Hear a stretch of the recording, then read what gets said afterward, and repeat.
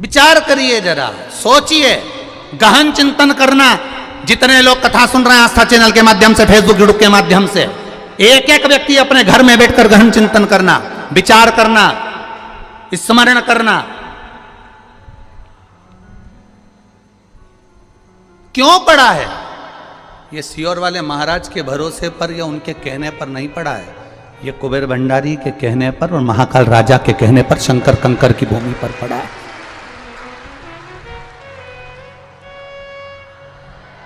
एक दिन में 20 लाख भक्त, और ना निमंत्रण, ना पत्रिका, ना कहीं कुछ, ना कहीं कुछ, ना चावल, ना धावल, कुछ नहीं, और एक साथ 20 लाख भक्त एक साथ पहुंच जाएं तो ये शिव की कृपा के सिवा कुछ नहीं हो सकता। कुछ नहीं हो सकता इसके सिवा, कोई साधन नहीं है। और सबसे बड़ी प्रसन्नता होना चाहिए सनातनियों को, सबसे बड़ी प्रसन्नता होना चाहिए कि एक शिव महापुराण की कथा, जब एक शिव महापुराण की कथा एक जगह पर 20 लाख सनातनियों को इकट्ठा कर सकती है, तो यह भारत की भूमि में सनातनियों से भरी पड़ी हुई है। यह भारत की भूमि में सनातन धर्म से भरी पड़ी हुई है। केवल संत, साधु, सन्यासी, तपस्वी, साधक, उपासक अपनी भक्ति को, अपनी दृढ़ता को, अपने विश्वास को प्रबल रखकर भगवान का भजन करें। हम कई बार कथाओं में कहते हैं, कुछ सुधर जाएं तो राष्ट्र सुधर जाएगा, कलाकार सुधर जाएं राष्ट्र सुधर जाएगा, सलाहकार सुधर जाएं राष्ट्र सुधर जाएगा, कथाकार सुधर जाएं तो राष्ट्र सुधर जाएगा। अहमता को दूर पटको, अहंकार को दूर पटको, अपनी अभिमत्ता को दूर पटको। और जब अभिमत्ता को हमने दूर पटक दिया तो आप सुधरे हो। दुनिया आपको अच्छे समझे ना समझे, आप अपने आप में अच्छा समझिए, आपकी दृष्टि श्रेष्ठ रखिए। काला चश्मा लगाओगे तो काला दिखेगा, नीला लगाओगे नीला दिखेगा, पीला लगाओगे पीला दिखेगा, जैसा लगाया वैसा दिखोगे। आप कैसे हो, सामने वाला व्यक्ति वैसा दिखता है। अपन एक उंगली किसी पर उठाते हैं तो ये 3 उंगली अपनी ओर जाती है। ए भाऊ, अपने आप को खुद को देख कि तू कैसा है। ये 3 उंगली कह रही है, अपन ने तो एक उठाई उस पर, ये एक उंगली उस पर उठाई है, पर ये 3 अपनी ओर जाकर करिए कि तुम अपने आप में झांक कर देखो कि आप कैसे हो। सहजता नहीं है शिव पुराण को समझना, सहजता नहीं है मेरे महादेव को समझना। किसी देवता को इतने अपशब्द नहीं कहे गए, किसी देवता को इतनी गाली नहीं दी गई जितनी मेरे महादेव को मिली। हर पल पल में मिली, हर क्षण क्षण में मिली, हर पल पल में मिली, हर क्षण क्षण में मिली। शिवलिंग की लोग पूजन करते हैं तो लोग उसको गरण वर्णन कर देते हैं कि आप शिवलिंग की पूजन कर रहे हो, एक लिंग की पूजन कर रहे हो, एक शिवलिंग की पूजन कर रहे हो। लोग उसको गलत बताना चाहते। जितना महादेव को शब्द कहा गया किसी देवता को नहीं कहा गया, जितना महादेव को कहा उतना किसी को नहीं कहा गया। जो बोले वो महादेव को बोले कोई, क्योंकि बैकुंठ अधिपति बैकुंठ में रहते हैं, ब्रह्मा ब्रह्म लोक में रहते हैं, और मेरा महादेव मृत्यु लोक में रहता है। जो मृत्यु लोक में रह रहा है सुनना उसी को पड़ता है, कोई दूसरा नहीं सुन सकता। सुनना पड़ेगा, जन्मे हो सुनने के लिए। भजन करो। औरव ऋषि की धर्म, औरव ऋषि की बेटी शमी, कांटे लगे हैं, कांटों में सराबोर है, कांटों में रह रही है, पर शमी भक्ति का बल प्रबल करके बैठी है। अब कांटों में रहना, एक होती है गुलाब जामुन, एक होता है गुलाब का फूल। गुलाब के फूल में कांटे होते कि नहीं होते? अरे बोलो तो दीजिए, होते ना। गुलाब का फूल और गुलाब जामुन, किसी से जाके पूछना इन दोनों की राशि कौन सी है, एक ही राशि निकलेगी। गुलाब के फूल की भी राशि एक है और गुलाब जामुन की राशि भी एक है। दोनों को देखिए, गुलाब जामुन मावे की बनती है, खोए की बनती है, घी घी में रहती है, यूं घुमाओ तो हाथ में घी आ जाता है, और घी की गुलाब जामुन घी में तला रही है और घी में से निकलकर चाशनी में जा रही है। कितनी जोरदार किस्मत लेके आई री तू गुलाब जामुन, कितनी जोरदार। घी में सराबोर मली, घी में छोड़ी, चारी निकाला और चाशनी में चली गई। कितनी जोरदार किस्मत लेकर आई है। और वो गुलाब का फूल कांटों में पैदा होता है, कांटों में बड़ा होता है, कांटों में जन्म लेता है, कांटों में मुरझा जाता है। वो गुलाब का फूल कांटों से टूट जाता है। दोनों की राशि एक है, दोनों में कितना अंतर है। एक घी में सराबोर है, निकलने के बाद चाशनी में सराबोर है, और दूसरा कांटों में सराबोर है। बस अंतर एक है, गुलाब जामुन घी में रहती है, निकलकर चाशनी में जाती है, और चाशनी में से निकलकर मुख में जाती है, और बाद में वो भ्रष्टा में चली जाती है। और गुलाब का फूल कांटों से निकलकर मेरे महादेव के चरणों में चला जाता है। दोनों में अंतर है। गुलाब जामुन चाशनी में तरबतर है, गुलाब जामुन घी में तरबतर है, गुलाब जामुन अपने रंग में तरबतर है, पर खाने के बाद भ्रष्टा में चली जाती है। और गुलाब का फूल कांटों में रहने के बाद, टूटने के बाद मेरे महादेव के चरणों में, मेरे राम और कृष्ण के चरणों में चला जाता है। भक्त ऐसा ही होता है। दुनिया के लोग इस पर गाली देंगे, अपशब्द कहेंगे, कांटे देंगे, और वो कांटों में पनपता जाएगा, और वो गुलाब का फूल टूटने के बाद फिर मेरे महादेव के चरणों में अपने आप चला जाएगा। होता है। कहे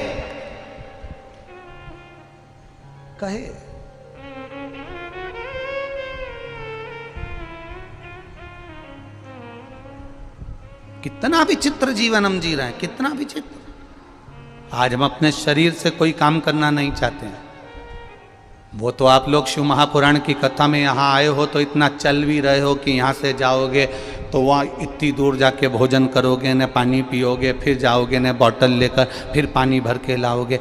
ये तो तुम इतना चल रहे हो, नहीं तो तुम्हारे घर में तो बस remote, handset, dinner set, half set और आदमी अपसेट, इसके सिवाय कुछ नहीं है। क्या रखा है? आप इसमें अपनी पूरी जवानी तो तुमने नौकरी में निकाल दी। जब गवर्नमेंट ने पूरा निचोड़ लिया, ऐसे हो गए कि मुंह का गाल भी अंदर धस गया। किसी का सोफा सेट ही निकल गया। तब जाकर फिर 60-65 साल में रिटायर हुए। फिर नौकरी करते करते, चाहे प्राइवेट हो चाहे सरकारी हो, करते करते अपनी पूरी जिंदगी लगा दी।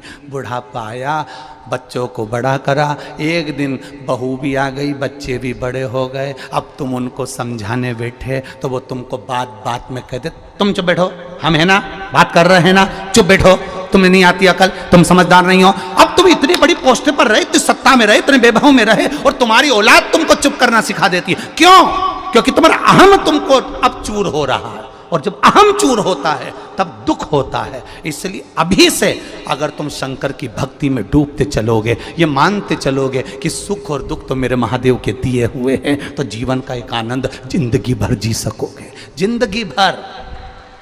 जीवन भर जी सकोगे। आज कथा के पंडाल में बैठे हो, घर पे रहते तो एसी के रूम में रहते, डनलप के गद्दे पर सोते, तुम्हारा पर्सनल रूम होता, यहाँ पंडाल में पड़े हुए हो, दरी पर पड़े हुए हो। यहाँ से तुम शुरुआत करो तुम्हारे जीवन की कि अब मेरा अहंकार चले गया। रोड पर पड़ा हूँ, जमीन पर पड़ा हूँ, दरी पर सो रहा हूँ, 2 कदम चलकर भोजन करने जा रहा हूँ, 2 कदम चलकर वापिस आ रहा हूँ, सामान पड़ा है, कोई चिंता नहीं है, व्यर्थ चिंता।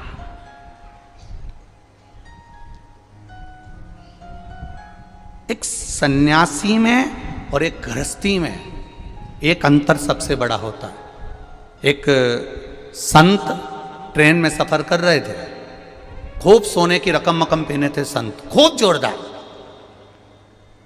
अगले स्टेशन पर वो एक सेठ जी चढ़ गए, बहुत सारा सामान, बहुत सारा, 2 बैग इधर ट्रेन के नीचे डाल दिए, 2 बैग इधर ट्रेन के नीचे डाल दिए, सीटों के नीचे। और सेठ जी अपनी बढ़िया जोरदार आराम से बैठ गए। अब उन्होंने मन में सोचा, सेठ जी ने, बताओ महाराज को तो देखो कितना सोना मोना पहन के बैठे, महाराजों को एसी के डब्बे में जाने की क्या जरूरत।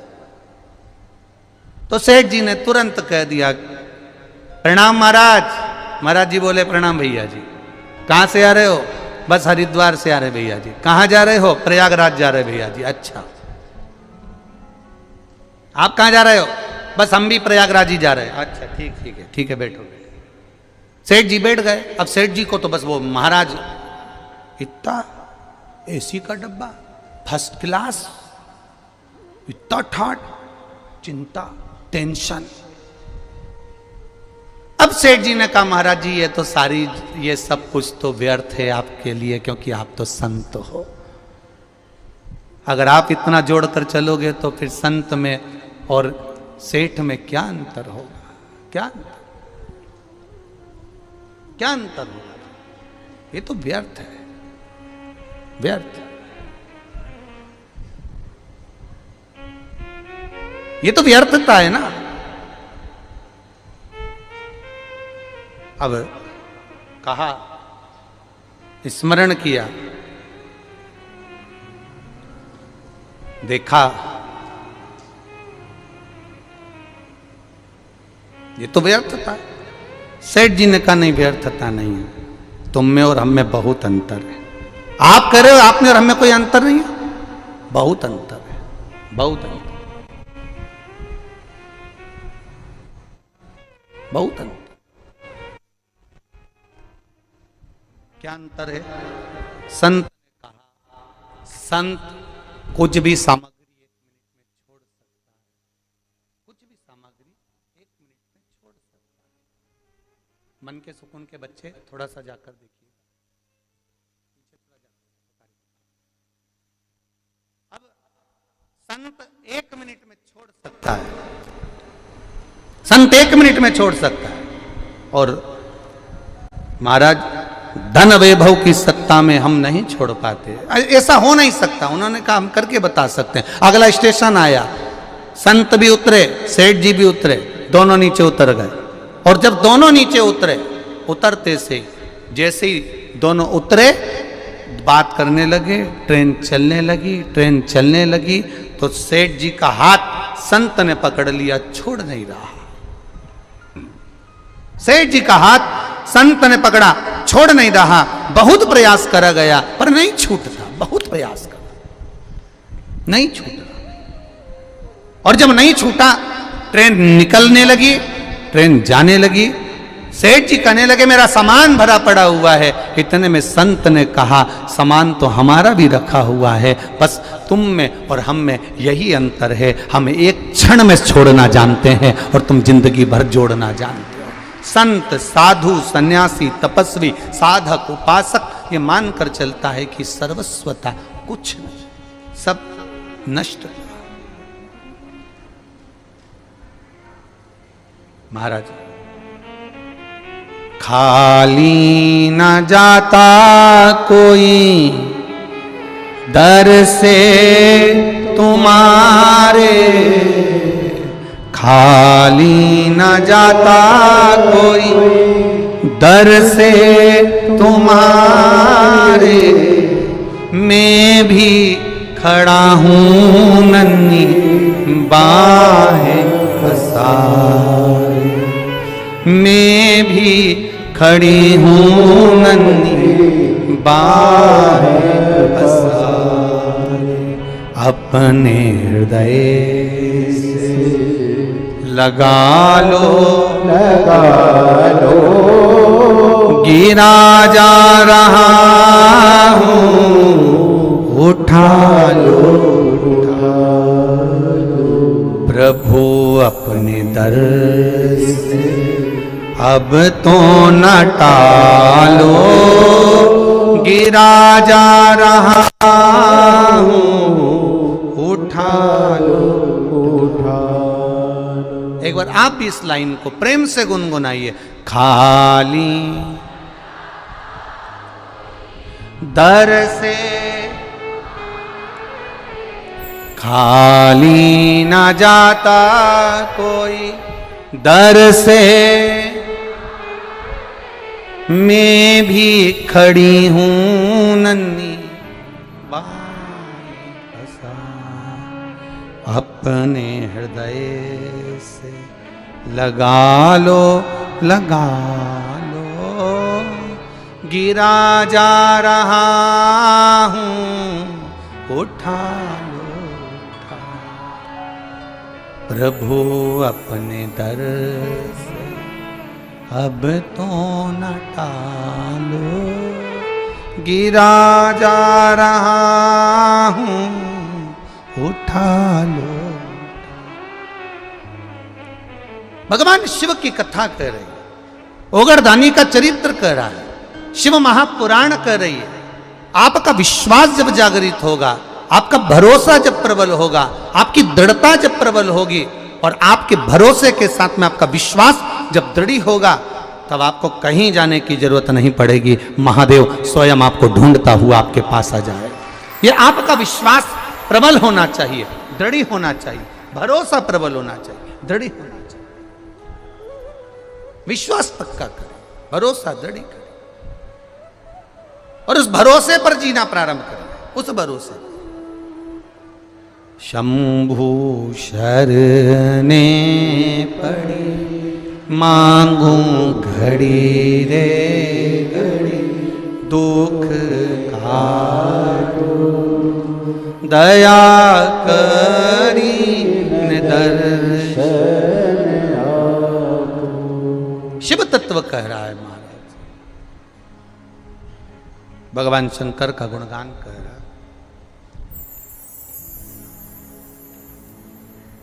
शिव तत्व कह रहा, शमी कांटों में रमी हुई है, लदी हुई है, पर भाव शुद्ध है उसका, भाव गड़बड़ नहीं हुआ उसका। मंदार धौम्य ऋषि का पुत्र, ये आंकड़ा मंदार धौम्य ऋषि का पुत्र। कई लोग पूछते हैं, गुरुजी आपने एक बात कही कि तुमरुका जी का नाम लेकर सफेद आंकड़े की जो जड़ होती है, शिव जी का उसका स्मरण कर कर 21 बार कमर में बांधा जाता है। उसको नारी का जो रजो धर्म होता है उसके कौन से दिन? 7वें दिवस। क्या इतना बीमारी और भिखारी इनको बुलाना नहीं पड़ता? ना बीमारी को बुलाना पड़ता है, ना भिखारी को बुलाना पड़ता है, ये अपने आप आता है। बीमारी भी अपने आप आती है और भिखारी भी अपने आप आता है। आप थोड़ी देर के लिए गाड़ी चौराहे पे खड़ी कर लो, भिखारी आ जाए। आप थोड़ी देर कहीं जाकर खड़े हो जाओ, भिखारी आपके सामने आ जाएंगे। आपने उसको हाथ देकर नहीं बुलाया, भिखारी को इशारा कर कर नहीं बुलाया, भिखारी को झाला देकर नहीं बुलाया, भिखारी को पत्र देकर नहीं बुलाया। भिखारी और बीमारी ये दोनों बिना बुलाए आते हैं। बीमारी को भी बुलाया नहीं जाता कि मेरा सिर दुखना, मेरा पेट दुखना, मेरे हाथ पैर दुखना, ये बीमारी को बुलाया नहीं जाता।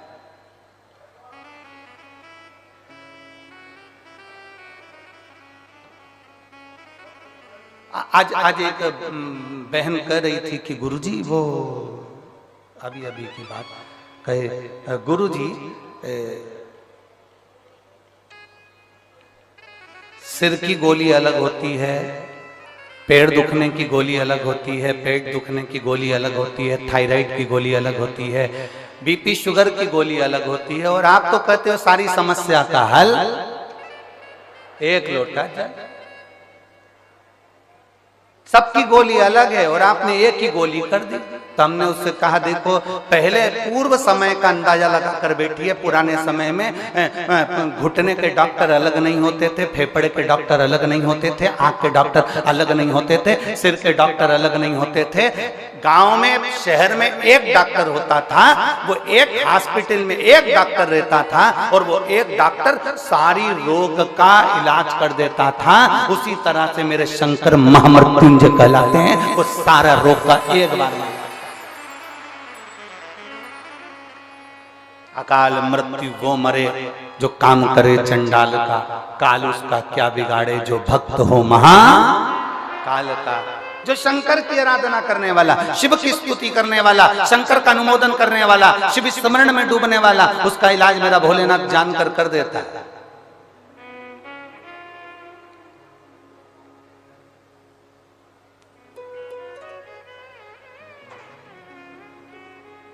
सिर की गोली खाते हो, सिर बंद होता है कि नहीं होता? जम के तो बोलो, होता है ना। पेट की गोली खाते हो, पेट बंद होता है कि नहीं होता? जम के बोलो, होता है ना। नेत्र की गोली खाते हो, नेत्र की तकलीफ दूर होती है ना, तो गोली को कैसे मालूम कि सिर में ही फिट होना?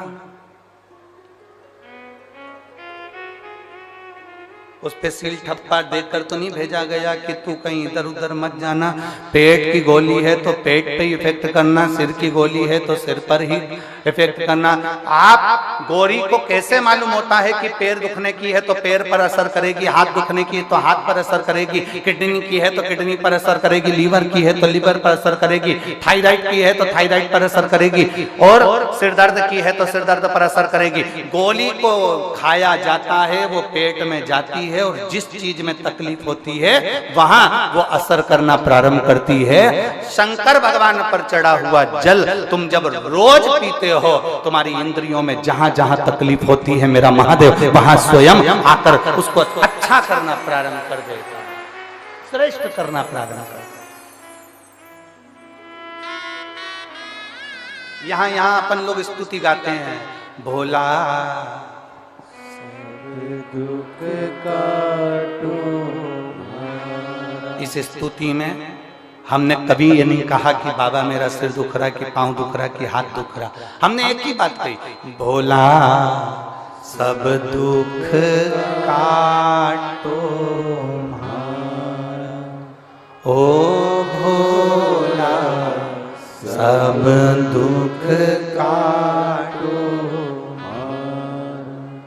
शिव शंकर जपो तेरी माला, भोले बाबा जपो तेरी माला, भोला सब दुख काटो ओ भोला सब दुख काटो। हमने स्तुति में गाया, बाबा मेरा सब दुख काट दीजिए, बाबा मेरी सब तकलीफें काट दीजिए। एक दुख नहीं जिंदगी में, ना जाने कितने दुख हैं, कितने दुख। सबकी अपनी अपनी तकलीफें हैं, सबका अपना अपना कष्ट है, सबकी अपनी अपनी बीमारियां हैं, सबका अपना अपना रोग है, सबका।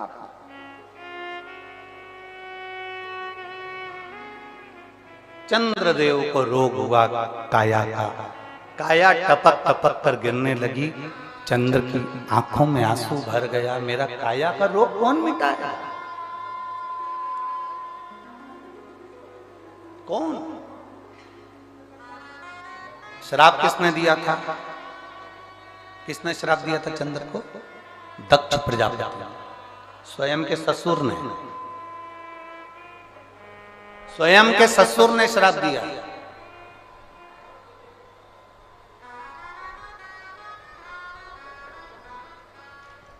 काया का रोग होता। अब इसको मिटाएगा तो मिटाएगा कौन? कौन मिटाएगा? कौन मिटा सकता? चंद्र के मन में खलबली उत्पन्न होने लगी, रोने लगा चंद्र। कौन मेरे दुख को मिटा सकता है? चंद्र की आंख में आंसू भर गए, रो रहा, रो रहा। और बहुत ध्यान देने वाला विषय है, जब चंद्र रो रहा है, चंद्र की आंखों में जल भर गया कि मेरे शरीर में ये रोग पड़ गया। चंद्र भगवान नारायण के पास में जाकर विनय करे कि मेरे शरीर में ये रोग पड़ गया है। चंद्र ब्रह्मा जी के पास जाकर निवेदन करे कि मेरे शरीर में ये रोग पड़ गया है। चंद्र ने कई देवताओं के पास में जाकर निवेदन करा कि मुझे ये रोग पड़ गया है, ये रोग का निवारण कैसे हो सकता है?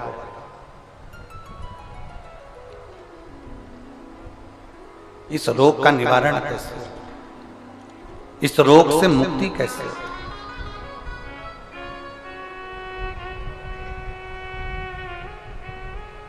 कोई ने कह दिया, चंद्रदेव को कई लोग मिले, चंद्रदेव से कहा तुम ये कर लीजिए, ऐसा करने पर तुम्हें फल की प्राप्ति हो जाएगी। एक शीतल आरती होती है, मेरी जीजियों बड़े सावधानी से सुनिएगा। एक शीतल आरती होती है। कभी अगर तुम्हारे जीवन में अगर कभी तुमको ऐसा लगे कि रोग बड़ा भारी हो चुका है और बहुत भारी रोग मुझे घेरता जा रहा है, या डॉक्टर को दिखाने जा रहे हो और तुम्हें ऐसा लग रहा है कि डॉक्टर कोई बड़ी बीमारी बताएगा, तो उस समय पर शीतल आरती का प्रयोग करें।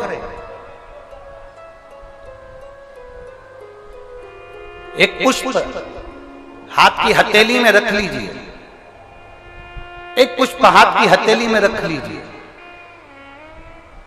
और यहां तक शास्त्र कहता है अगर हो सके तो आंकड़े का अगर पुष्प मिल जाए, तुम्हारे यहां क्या बोलते हैं उसको, मंदार का फूल, आंकड़े का फूल, अकौए का फूल, जो शंकर भगवान पे चढ़ता है, छोटा सा होता है, घुंघरू जैसा होता है वो, उसको तुम्हारे यहाँ क्या बोलते हैं हरियाणा में? आंख का ही पुष्प बोलते हैं। आंख का पुष्प मिल जाए तो ज्यादा अच्छा है। अब उसमें चाहे सफेद हो, चाहे नीला हो, चाहे गुलाबी हो, जैसा भी हो, हाथ में रखने के बाद हाथ में एक लोटा जल, भगवान शंकर के शिवालय में जब आप प्रवेश करें और प्रवेश करते समय भगवान के सम्मुख में जब भगवान शंकर के साक्षी में जब पहुंचे, आपके सामने पूजन में कोई भी सामग्री नहीं है, आपके पास में न दिया है, न बाती है, न गर्भवती है, न चंदन है, न कपूर है, न कोई सामग्री है, केवल एक आंख का पुष्प और एक लोटा जल आपके पास में है। शिवालय में पहुंचकर शीतल आरती का प्रयोग करो।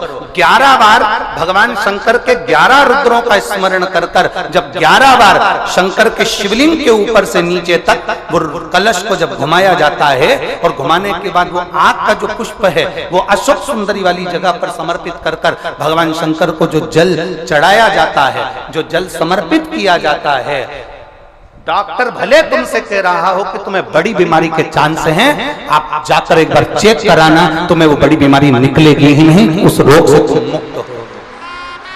इसको शीतल आरती का प्रयोग किया गया। ये शीतल आरती, इसको शीतल आरती कहा। शिव की प्राप्ति का, एक रोग से मुक्त होने का। अब आपसे कोई कहे कि ये शीतल आरती का प्रयोग सबसे पहले किसने करा, तो आपको ध्यान लगाना है इस प्रयोग को। सोमनाथ जी की कथा का स्मरण करिएगा, सोमेश्वर की कथा का स्मरण करिएगा। आप स्कंद पुराण में, शिव महापुराण में सोमनाथ जी की कथा का स्मरण करिएगा। चंद्रदेव को काया का रोग हो गया, रोग इतना भारी था, चंद्र समझ नहीं पा रहे थे मैं करूं क्या। जब देव ऋषि नारद के पास पहुंच गए, नारद जी ने कहा एक पार्थिव शिवलिंग का निर्माण करो, बालू के शिवलिंग का निर्माण करो, और समुद्र का ही जल भगवान शंकर को उनके आनंद से आरती कर कर उनको चढ़ाने का प्रयास करो। और शिव ने ऐसी कृपा कर दी कि चंद्र के पास आकर भगवान शंकर ने कह दिया, चंद्र मैं तुझे वर देता हूं, तेरा काया का रोग समाप्त होगा, ये मेरा वर है, क्योंकि तूने मेरे शीतल आरती का प्रयोग किया।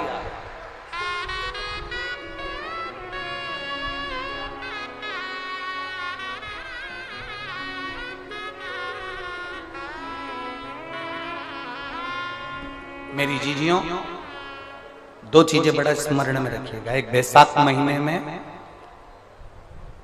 मट्टी के पात्र का जल, अभी क्या चल रहा है, फागुन, अभी क्या चल रहा है, फागुन। जब बैसाख का महीना आए ना,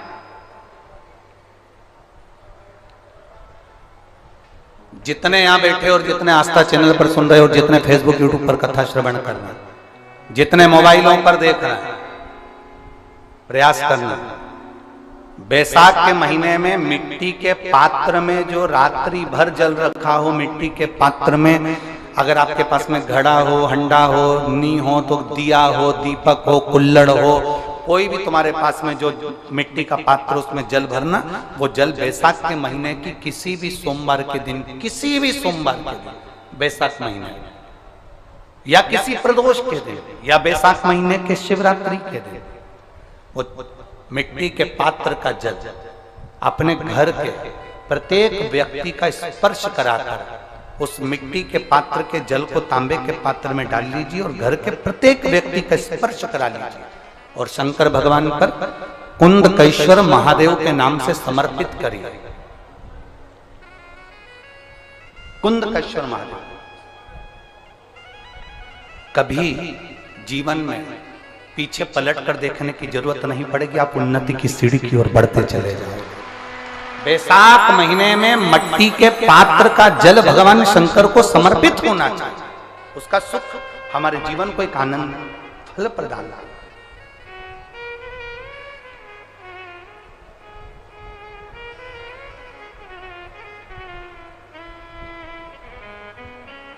जैसे कहते हैं ना, कोई अच्छा मिले ना मिले, धन मिलने से कोई भाग्यशाली नहीं होता, सत्ता मिलने से कोई भाग्यशाली नहीं होता, वैभव मिलने से कोई भाग्यशाली नहीं होता। महाराज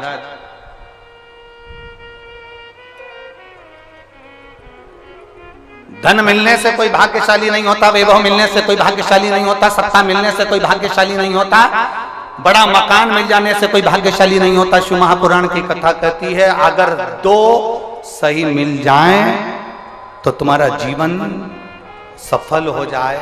एक गुरु सही मिल जाए और दूसरी घरवाली सही मिल जाए तो तुम्हारी जिंदगी स्वर्ग। दो सही मिलना चाहिए। धन मिलने से कोई भाग्यशाली नहीं होता, वैभव मिलने से कोई भाग्यशाली नहीं होता, सत्ता मिलने से कोई भाग्यशाली नहीं होता, बड़ी मकान बड़ी गाड़ी मिलने से कोई भाग्यशाली नहीं होता। दुनिया का सबसे भाग्यशाली व्यक्ति वो होता है जिसको दो ठीक मिल गए, दो अच्छे मिल गए। एक गुरु अच्छा मिल जाए, दूसरी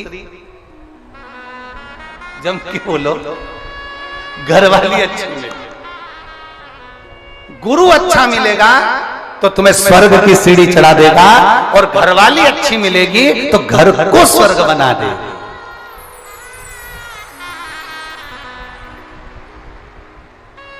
और इसमें से भी गुरु भले पीछे रह जाए पर जगदम्बा घरवाली भगवान से प्रार्थना करना ऐसी मिले जो मेरे अनुकूल हो, प्रतिकूल नहीं, अनुकूल। एक पति की पत्नी अनुकूल नहीं थी, प्रतिकूल थी। पति उससे कहता था आलू की सब्जी बना ले, वो बैंगन की बनाती थी। पति उससे कहता है तू पीली साड़ी पहनना, वो नीली पहनती थी। पति उससे कहता कि देख चाय बनाना, तो वो कॉफी बनाती थी। इतनी प्रतिकूल, अनुकूल थी नहीं, बिल्कुल उल्टा चलती थी, बिल्कुल उल्टा। एक दिन पति को बड़ा दुख हुआ और पति ने अपने गुरुजी से कहा, गुरुदेव 16 श्राद्ध का समय आ रहा है, श्राद्ध पक्ष आ रहा है, गुरुदेव मेरे पिताजी का श्राद्ध आ रहा है। मैं अपनी पत्नी को बोलता हूं पर वो श्राद्ध नहीं करने देती है क्योंकि उल्टा चलती है, मैं क्या करूं? गुरुजी ने कहा एक काम कर, अभी तक वो उल्टा चलती थी, अब की बार तू उल्टा चल। उसने कहा गुरुजी उल्टा कैसे चलूं? तो वो तुरंत गुरुजी ने कहा कि एक काम कर, तू ऐसा कर कि आज घर जाकर बोलना अपनी पत्नी से, सुनो पिताजी का श्राद्ध है पर अपन श्राद्ध नहीं करेंगे। अभी तक बोलती थी करेंगे, अब बोलना नहीं करेंगे। उसने कहा ठीक है ऐसा बोल दूंगा। और उसने जाकर तुरंत कहा सुनो पिताजी का श्राद्ध है अपन नहीं करेंगे। पत्नी तुरंत चिल्ला के बोली क्यों नहीं करेंगे? तुम्हारा बाप तुम्हारा पिता और तुम ही उनका श्राद्ध भी कर रहे, जरूर करेंगे। अब पति ने मन में सोचा गुरुजी तो गुरुजी है, कितना बड़ा ज्ञान दे दिया भगवान, कितना बड़ा। और गुरुजी ने कहा था जो जो तुझे करवाना है उसके लिए उल्टा चलना। इतने में इसने कहा सुनो श्राद्ध करेंगे तुम कह रही हो तो, पर पंडित को भोजन नहीं कराएंगे। इतने में पत्नी जूड़ा बांधती बांधती बोली क्यों नहीं कराएंगे? इतनी सारी प्रॉपर्टी का छाती पे बांध के ले जाओगे, 100 बामन को जिमाएंगे जा। पति ने सोचा आज तक एक नहीं जिमाया और आज 100 ब्राह्मण जिमा रही है। पति ने कहा ब्राह्मण तो जिमा देंगे तेरे कहने पर दक्षिणा नहीं देंगे। कैसे नहीं दोगे? सबको सोने की अंगूठी देंगे। पति बड़ा प्रसन्न। अब पंडित जी आ गए, श्राद्ध करने लगे, पिंडदान बनाया, पिंड करवाया। पंडित जी ने कहा ये पिंड ले जाकर अच्छी गंगा जी की नदी में पानी में इसका विसर्जन करो। पत्नी ने पति से पूछा कहाँ जा रहे हो? पति तिल्ला कर बोला पिताजी के पिंड को नदी में विसर्जन करने जा रहा हूं। इतने में पत्नी चिल्ला कर बोली तुम्हारे बाप ने कौन सा अच्छा काम किया था जो नदी में विसर्जन करने जा रहा हो? गटर में पटक दो। अब यहां पर उसको उल्टा बोलना था कि पिंड को गटर में पटकने जा रहा हूं, तो पत्नी बोलती नदी में विसर्जन करो। अब इसने कहा नदी में विसर्जन करो, तो इसने गटर में पटकवा दिया। बड़ा दुखी हुआ, सारा करा धरा पे पानी फिर गया। गुरुजी के पास गया, गुरुदेव गुरुदेव कुछ तो करो कि मेरी पत्नी से मेरा पीछा छूट जाए। गुरुजी ने कहा ऐसे पीछा नहीं छूटने वाला, एक काम कर तू गंगा नहाने हरिद्वार चले। हरिद्वार चले जा तो इससे पत्नी से पीछा छूट जाएगा। क्यों नहीं छूटेगा? पत्नी से भी कह देना कि हरिद्वार जाने का मना करना उसको, तू मना करेगा तो वो जाएगी। बस उल्टा उल्टा करते जाना, मैं तुझे समझा के भेज रहा हूं वैसा करना। उसने गुरुजी ने जैसा समझाया वैसे ही करा। घर पहुंचा, पत्नी से बोला सुनो पूरे गांव के लोग, पूरे रेवाड़ी के लोग हरिद्वार जा रहे हैं, अपन नहीं जाएंगे क्योंकि अपने पास टाइम नहीं है। पत्नी बोली कैसे नहीं जाएंगे? 40 साल शादी के हो गए, आज तक कहीं घुमाने नहीं ले गए, चलो मेरे साथ हरिद्वार। पत्नी हरिद्वार ले गई पति को। अब गुरुजी ने कहा था गंगा जी में नहाने जाना, और पत्नी जब नहाने लगे तो पत्नी से कह देना ज्यादा आगे मत जा।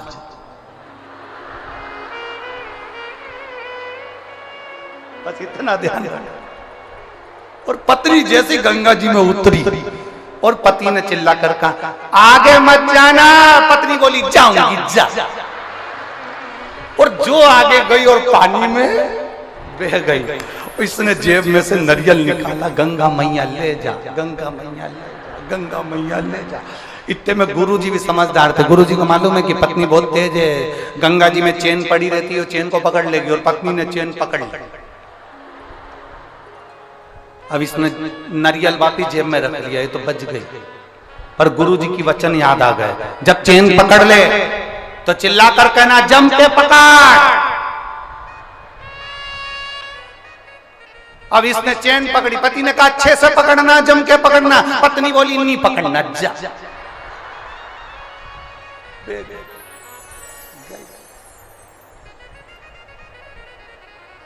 हरिद्वार में बही, बंगाल में निकली।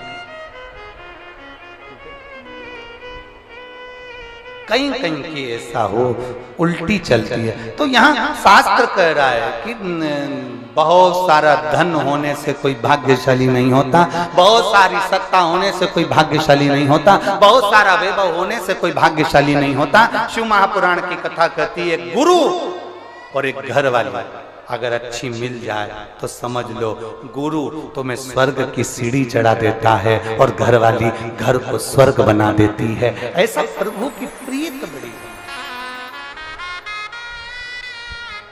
चंद्र शीतल आरती चंद्र कर रहा है, शीतल। और कर्पूर गौरम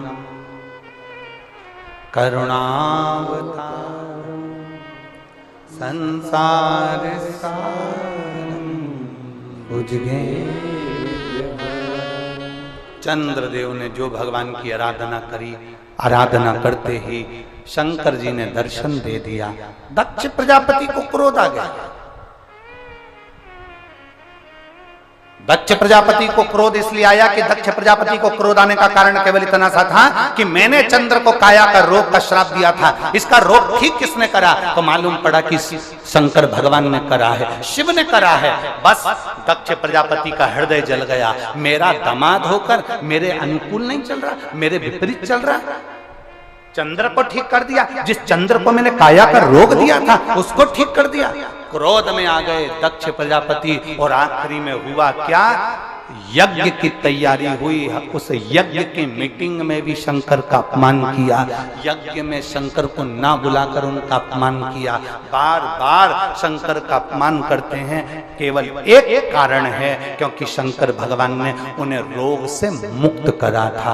मेरे शिव जी को इसका कोई फर्क नहीं पड़ता, दुनिया के लोग कितना भी ताना दें, दुनिया के लोग कितनी भी गाली दें, दुनिया के लोग कितना भी अपशब्द कहें, दुनिया के लोग कितना भी आड़ा टेढ़ा बोलें, शिव महापुराण की कथा कहती है, अगर आपने अपने दिल से शंकर भगवान को पुकारा है तो सारी दुनिया तुमको दुख देने वाली होगी और मेरा महादेव दुख से निवारण करने वाला है।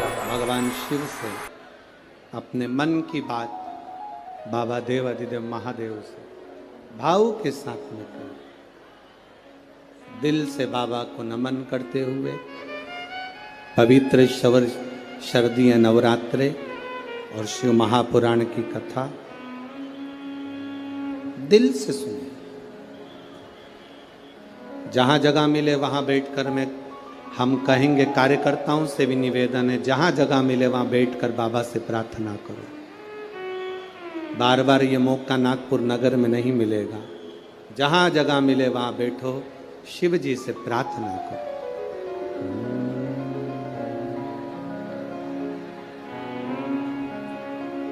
श्री शिवाय नमस्तु, श्री शिवाय नमस्तु, श्री शिवाय नमस्तु, श्री शिवाय नमस्तु, श्री शिवाय नमस्तु। भोला सब दुख काटो हमारा, ओ भोला सब दुख काटो हमारा। शिव शंकर जपो तेरी माला, भोले बाबा जपो तेरी माला, भोला सब दुख काटो हमारा, ओ भोला सब दुख काटो हमारा। वेश मंगल मंगलकारी, वेश मंगल मंगलकारी, शमशान वासी हमारा, शमशान वासी हमारा, ओ भोला सब दुख काटो हमारा, ओ भोला सब दुख काटो हमारा। भगवान शिव की कथा कहती है, शिव तत्व कहता। भगवान नारायण पताल में जाकर वापिस आ गए, ब्रह्मा जी गाय और केतकी के फूल को लेकर आ गए। केतकी के फूल, ये वही बच्चा है जो 3 बच्चों के बाद में बाबा देव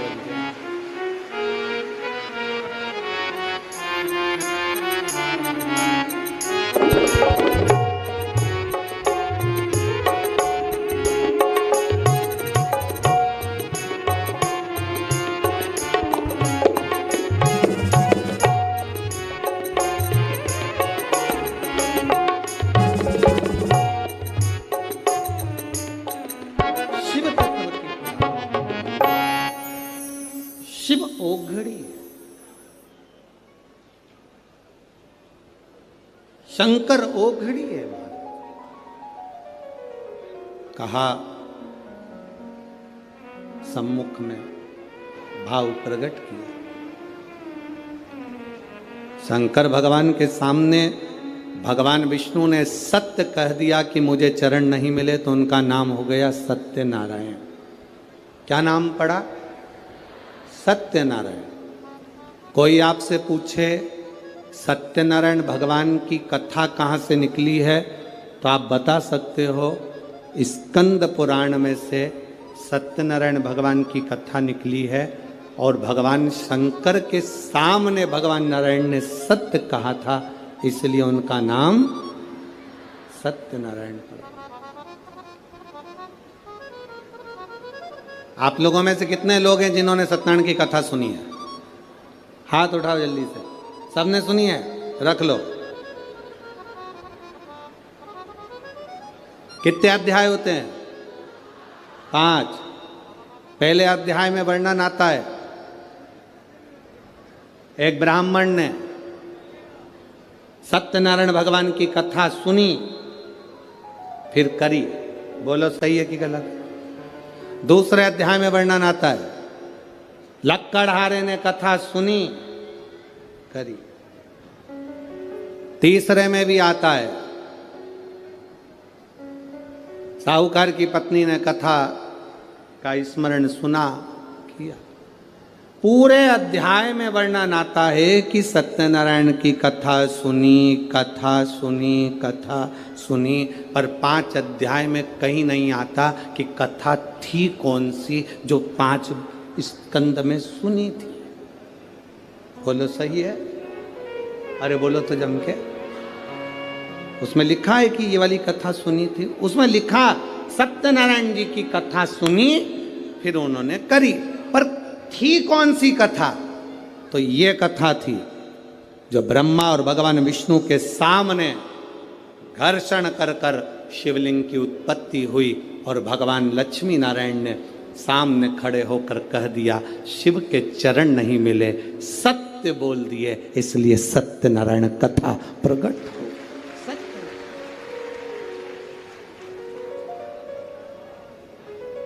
ब्रह्मा जी से पूछा, आपको भगवान का सिर मिला? हाँ। ना मानो तो केतकी के फूल से पूछो। केतकी के फूल ने झूठ बोल दिया, श्राप दे दिया भोलेनाथ ने, तू मेरे पर कभी नहीं चढ़ेगा।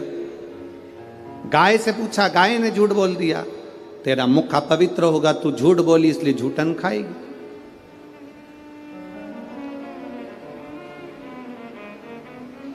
ब्रह्मा ने झूठ बोला तो उनका सिर कट गया, कर्मनाशा नदी प्रकट हो गई, शीश कटा हुआ बड़ का पेड़ बन गया। कौन बड़ के पेड़ की पूजन करे? क्योंकि ब्रह्मा ने झूठ बोला था। तब भगवान नारायण ने कहा कि इस बड़ के पेड़ की कोई पूजन नहीं करेगा, लोग इससे नफरत करेंगे, आप कृपा कर दो।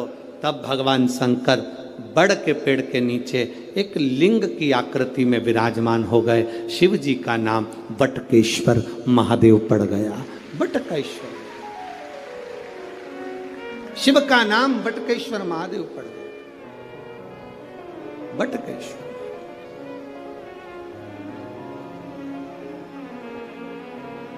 ब्रह्मा जी ने क्षमा याचना करी,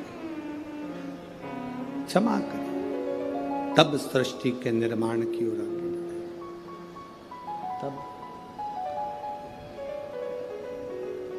उसको समझना, आपकी और हमारी पूरी जिंदगी निकल जाएगी तो नहीं समझ पाएंगे कि शंकर है क्या, शिव है क्या।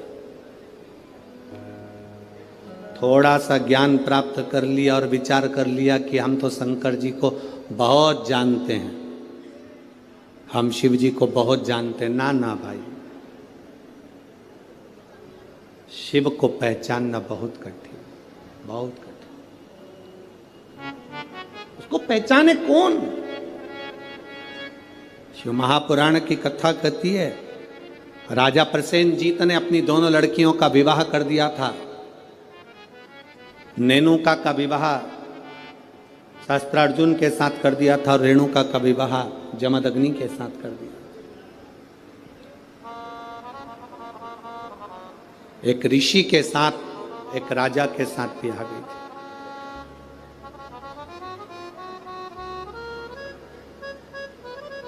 माँ रेणुका कच्चे घड़े में जल भर कर लाती थी, शिव जी को चढ़ाती थी, पति को ला कर देती थी।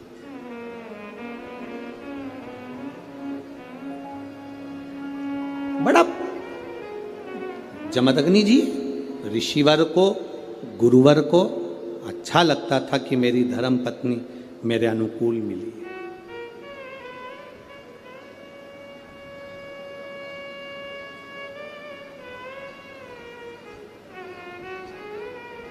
घर को अच्छा बनाने के लिए दो की जरूरत है, घर अच्छा बन जाता है। घर को अच्छा बनाने के लिए केवल दो की जरूरत पड़ती है, एक मिस्त्री, दूसरी स्त्री। दो अच्छी है। अगर घर अच्छा बनाना है तो दो की जरूरत है, एक मिस्त्री, दूसरी स्त्री। मिस्त्री थोड़ा बहुत गड़बड़ होगा चल जाएगा, पर जगदम्बा गड़बड़ नहीं होना चाहिए। बहुत मिस्त्री छत थोड़ी बहुत गड़बड़ डाल देगा तो पानी भरा रहेगा, बाथरूम का फर्श गड़बड़ डाल देगा तो पानी भरा रहेगा। मिस्त्री थोड़ा बहुत भी गड़बड़ निकल गया चल जाएगा, पर ये चंद्र घंटा, ये कुष्मांडा, ये स्कंदा अगर थोड़ी बहुत भी गड़बड़ निकल गई, रोज प्रतिदिन सुबेरे हुई नहीं और देवी चालू सुबह से उठते से। अरे उठ गए क्या? पति बोला अभी तो सोया हूं, रात को लेट हो गया। अरे देख लो जरा बच्चों को, जरा देखो, जरा दोनों झगड़ रहे हैं, स्कूल जाने के लिए तैयार नहीं हो रहा है, जल्दी देखो जरा। तो तू कहां पर है? मैं उनका टिफिन बना रही हूं। अब टिफिन बनाए जगदम्बा और पहुंच गए भोलेनाथ। अब भोलेनाथ भी कम है क्या, चिल्ला रहे, क्यों रे क्या कर रहे हो? बस पापा देखो ये बाथरूम में से निकल नहीं रहा, देखो पापा ये नहीं निकल रहा। अब पिताजी एक को चिल्लाए, दूसरे को चिल्लाए, पिताजी बेचारे घबरा गए, अंदर जाके वापिस सो गए। अब थोड़ी देर बाद जगदम्बा फिर टिफिन पैक करते करते कमरे में पहुंच गई। मेरे को तुम्हारे लक्षण बहुत बुरे हैं, अभी तक सो रहे हो। और बेचारा जैसा था वैसा की वैसा ही उठ के बैठ गया।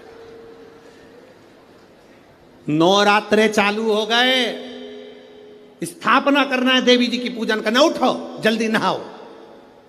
अब ये आरती गा रही, तेरे भक्त जनों पर माता भीड़ पड़ी है। पति इसके पास में बैठ के इसका मुंह देख रहा, हे जगदम्बा तुझसे ज्यादा ये बड़ी है भारी।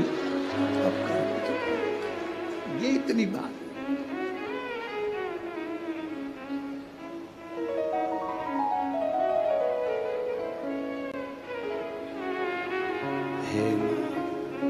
अब पत्नी देवी जी से कह रही, मां कृपा करना।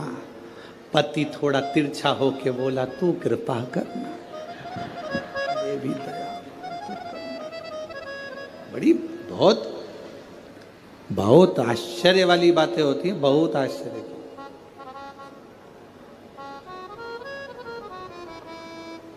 बहुत आश्चर्य। चले सो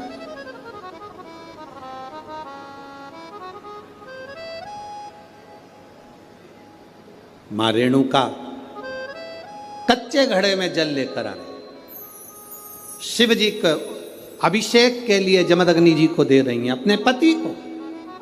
अच्छा मिस्त्री और अच्छी स्त्री घर को स्वर्ग बना देती है, श्रेष्ठ बना देती है। और अगर मिस्त्री थोड़ा बहुत गड़बड़ निकल जाए चल जाएगा, पर अगर स्त्री ठीक नहीं निकली तो घर में रहने वालों को स्वर्गवासी बना देती है। तो स्वर्ग तो जाने दो, स्वर्गवासी।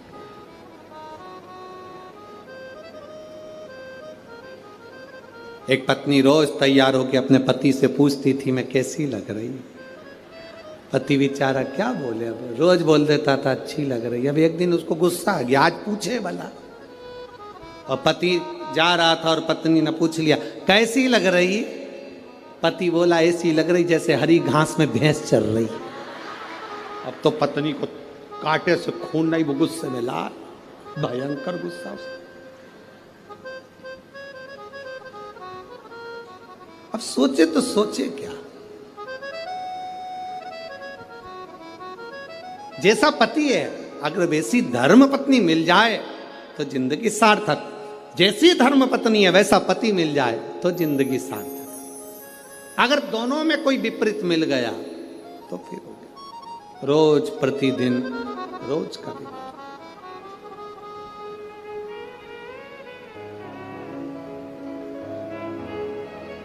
वैसे तो मुझे उम्मीद है नागपुर में तुम सबको अच्छे ही मिले होंगे, और जितने मेरे जीजा होन बैठे हैं उनको मेरी जीजियां बहुत अच्छी मिली होगी। इतना तो विश्वास है, इतना तो मैं भरोसा रखती हूँ। अब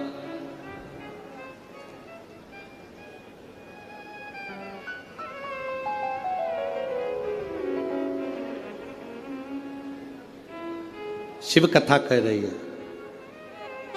ऋषिवर ने अपनी धर्मपत्नी रेणुका से पूछा तुम कच्चे घड़े में जल कैसे लेकर आ जाती हो। रेणुका ने कहा स्वामी इस घड़े को मैं जब बनाती हूं पहले शंकर भगवान के शिवलिंग का निर्माण कर कर उसकी पूजन कर लेती हूं, उसके बाद जो मट्टी बचती है उससे मैं घड़ा बना लेती हूं। घड़े का निर्माण कर कर मैं उस घड़े को लेकर शंकर भगवान के शिवलिंग को स्पर्श करा देती हूं, छुला देती हूं।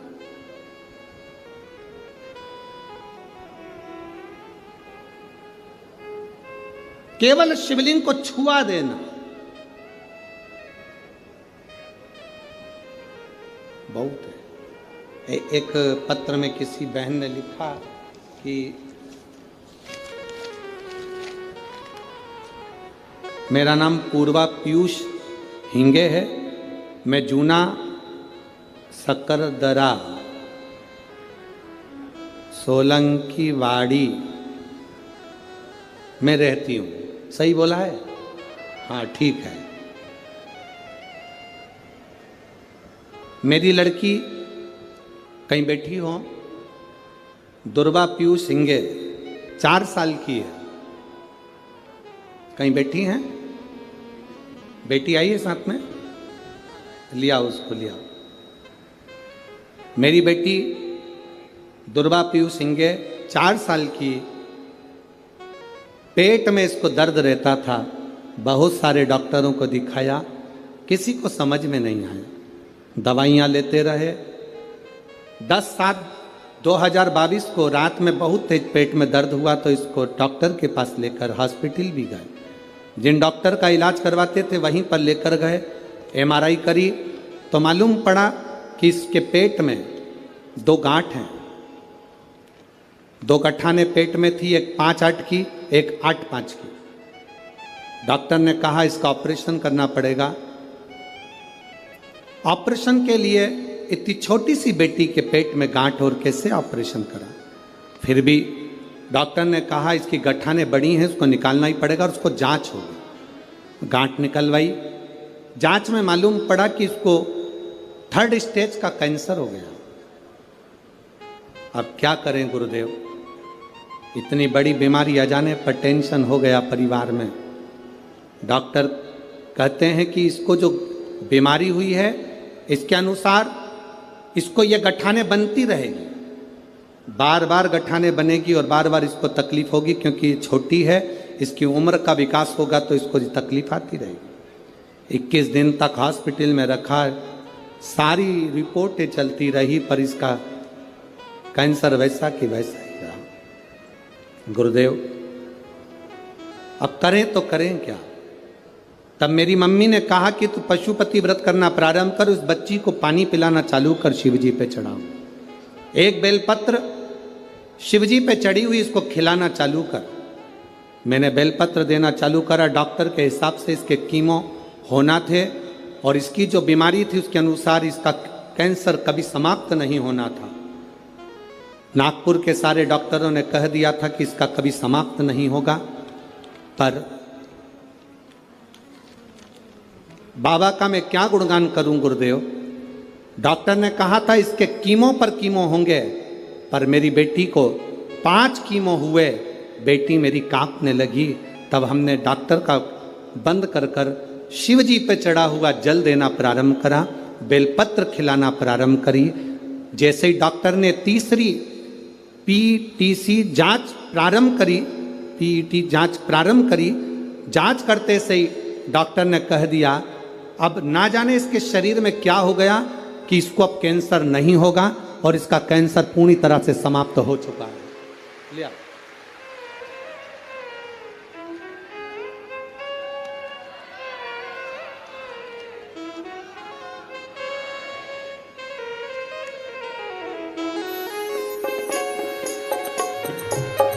प्रणाम। यही वो बेटी है। हम तो बाबा के घर से। इस पत्र में इसने लिखा बहन ने कि डॉक्टर ने कह दिया कि इसका पूरा कैंसर समाप्त हो गया और अब कैंसर इसके शरीर में नहीं होगा। ये शिव तत्व है, ये शंकर है, यह वो घड़ी है। ले शिव के काम।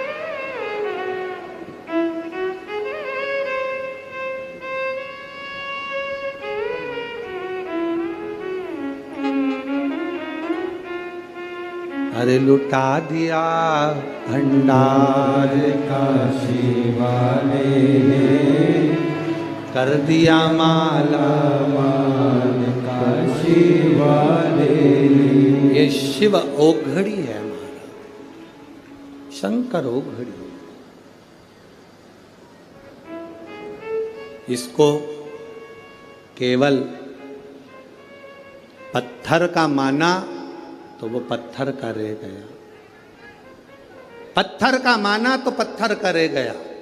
इसको जिसने अपने दिल से लगा लिया तो वो उसका बाप, उसका पिता, उसका घर हो गया। ये शिव है ओ गड़ी शंभो, ये दयालु सहज नहीं मेरा शंकर, इसको पहचानना सरल नहीं है।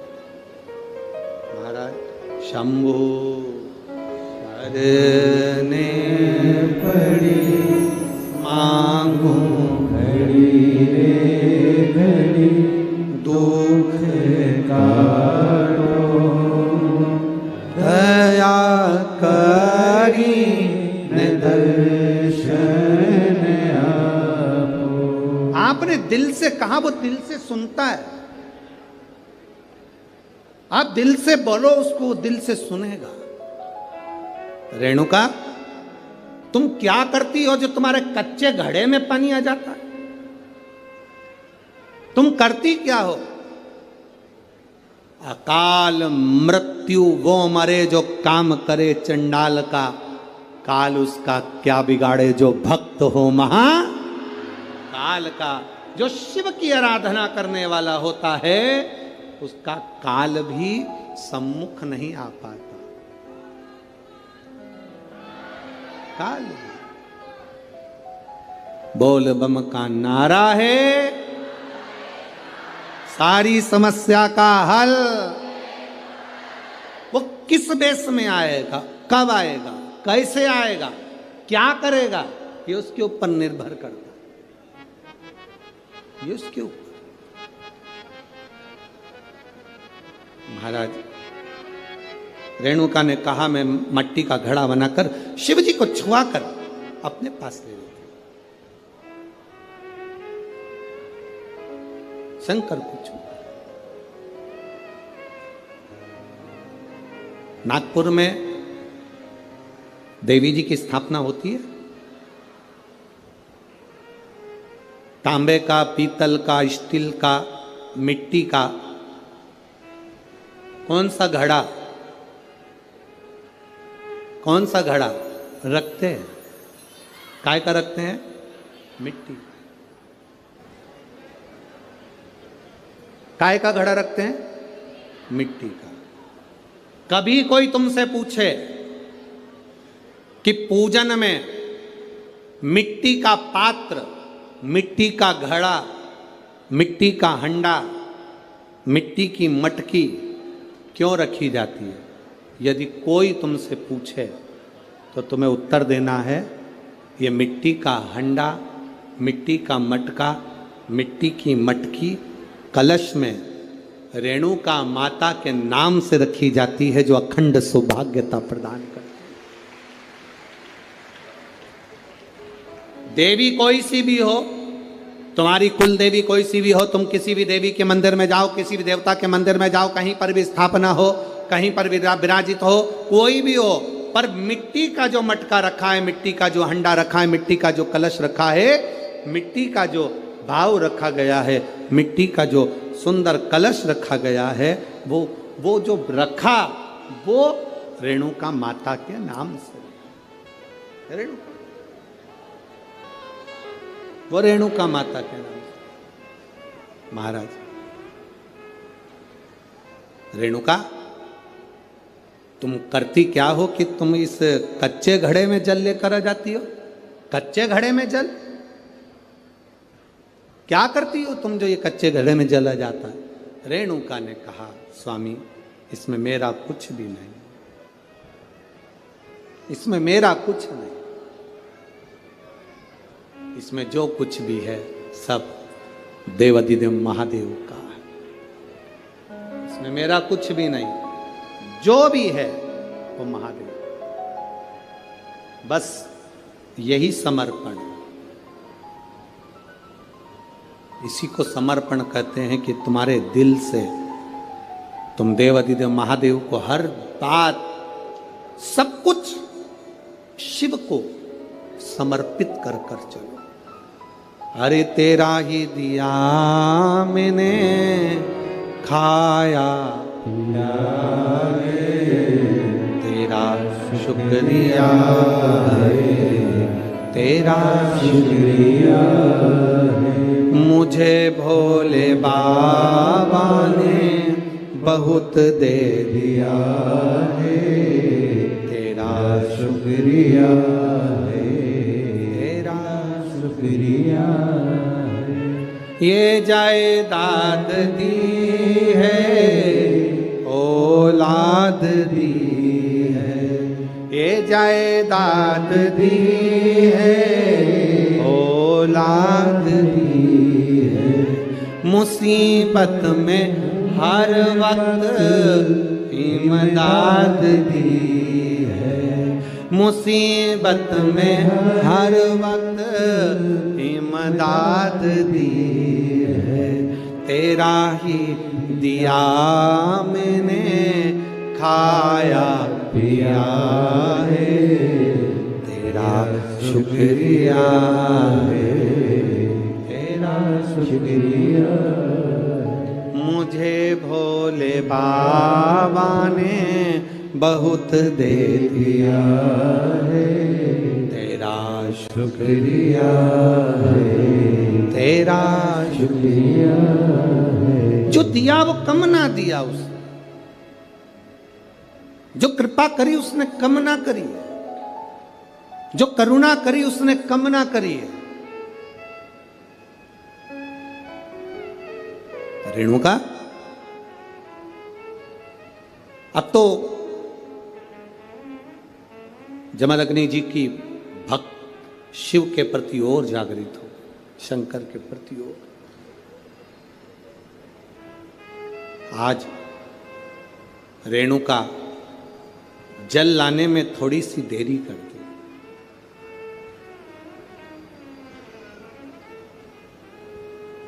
माता रेणुका के 5 पुत्र हैं, उसमें सबसे छोटे परशुराम जी हैं, सबसे छोटे। लाने में देरी कर दी। अब जल लाने में देरी कर दी तो जमदग्नि बाबा ने ध्यान लगाकर देखा कि रेणुका क्यों लेट हो गई, आई क्यों नहीं, कारण क्या बना।